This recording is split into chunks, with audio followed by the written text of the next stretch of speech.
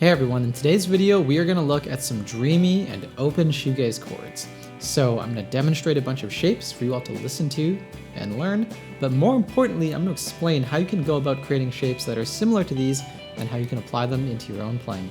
Anyways, let's get into it.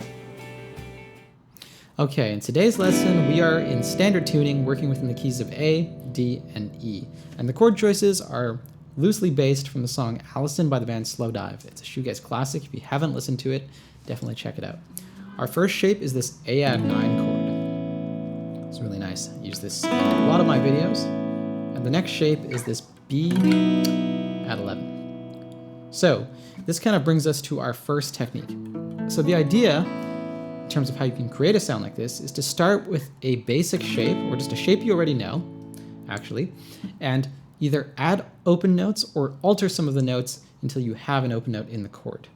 Those open notes will really help it to ring out. So for example, if we started with this basic A bar chord shape, but we were to take the top two notes on the high E string and replace them with the open B string and the open E string, that's how we got to this chord. Or if I take the bass note here and replace it with the open low E string, and again, we get that sound there. So what's really cool about this particular shape as well is we can take this and move this along the fretboard. So if I was to start all the way up here, just the exact same fingering where we're playing the bottom four notes as if it was a major bar chord, and we're playing the open B and the open E string, we can take that shape and move it through most of the low E string. We'll have a bunch of great chords. For our next set of shapes, I'm going to look at this open E campfire chord. So this is great because it's easy to pivot around, which is sort of a different technique. But what we're going to do is take a note from the chord, listen to a note that we're fretting, and we're just going to move it elsewhere to create a new sound.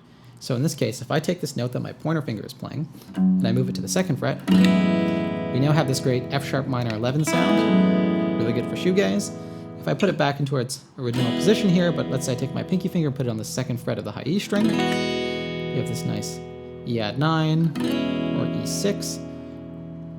Now if we move to A major 7, another sort of classic shape here, again we can pivot around this too, and it's all sort of in the same ballpark, which is really nice, so we can really bounce back and forth between all of these pivots really easily.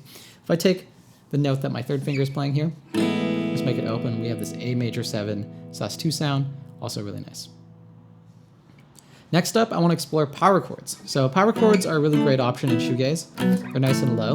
And again, we can do the same thing where we add to the power chords. So if I take these power chords and I just add open notes to them, we're going to get all kinds of interesting sounds here. Like let's start with B. So if I start with B and I add open notes, again, same thing, we have an interesting chord. So we have like a B sus4 now instead of just a simple B power chord, and these open notes really help it to sustain and sound big. C sharp minor 7. We have this D6 9 chord. We have another E chord of some kind. Well, just an E5 basically. An interesting G chord. So let's play around a little bit with this. So we're going to combine a couple of these techniques here. So I just have this basic E power chord where we've added some open notes in. So now what happens if I alter the chord by just changing one of the notes and moving it elsewhere? So let's say we take this note here. This is E, and I drop it to D sharp to make it like an E major 7 chord. We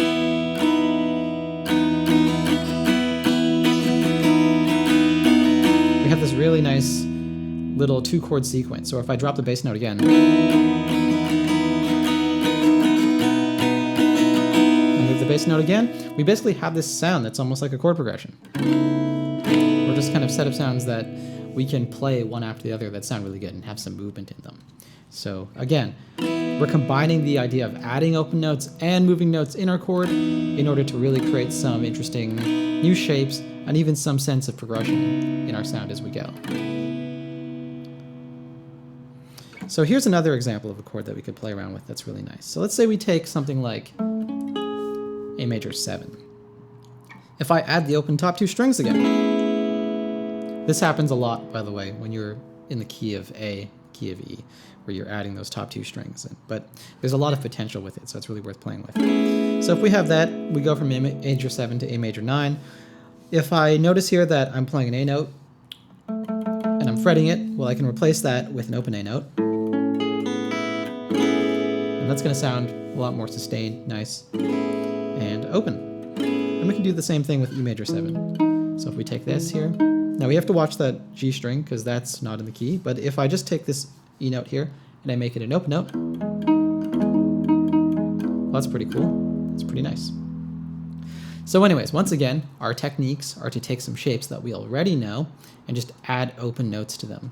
So if you know a bunch of shell voicings or drop 2, drop 3 chords, don't just play them as simply just the standard fretted iteration. Try adding open notes to them and see what happens. See if you like it.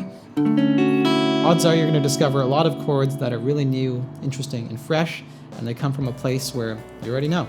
Anyways, I hope that helps, and I'll see you guys in the next video. Bye.